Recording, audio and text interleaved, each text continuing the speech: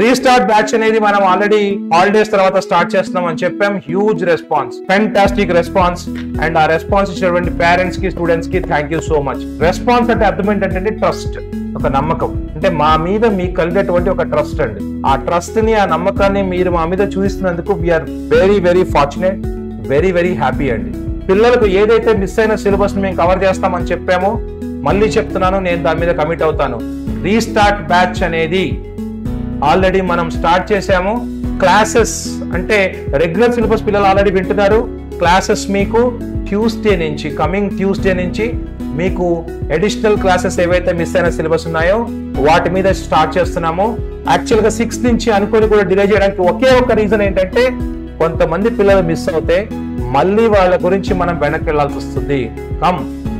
మీరు మిస్ అయినటువంటి ఏవైతే ఇంతవరకు జరిగిన 25% సిలబస్ ఉందో ప్రతి సింగిల్ కాన్సెప్ట్ కూడా మీకు అర్థమయ్యేలా వివరంగా, అలానే అంటే మీకు ఓన్లీ టీచ్ చేయడం ఒకటే కాదు నాన్న, టీచ్ చేస్తూ ఉన్నటువంటి రెగ్యులర్ సిలబస్ ని ఎలా చదువుకోవాలి, ఈ సిలబస్ ని ఎలా చేసుకోవాలి, అలానే ఓవరాల్ గా మీ పర్ఫార్మెన్స్ ని ఎలా ఇంప్రూవ్ చేసుకోవాలి అనే దాన్ని మీ టైం ని అలాట్ చేస్తూ మిమ్మల్ని మెంటర్ చేస్తూ చిన్నగా మీ గోల్ వైపు మిమ్మల్ని తీసుకెళ్లే బాధ్యత మాది.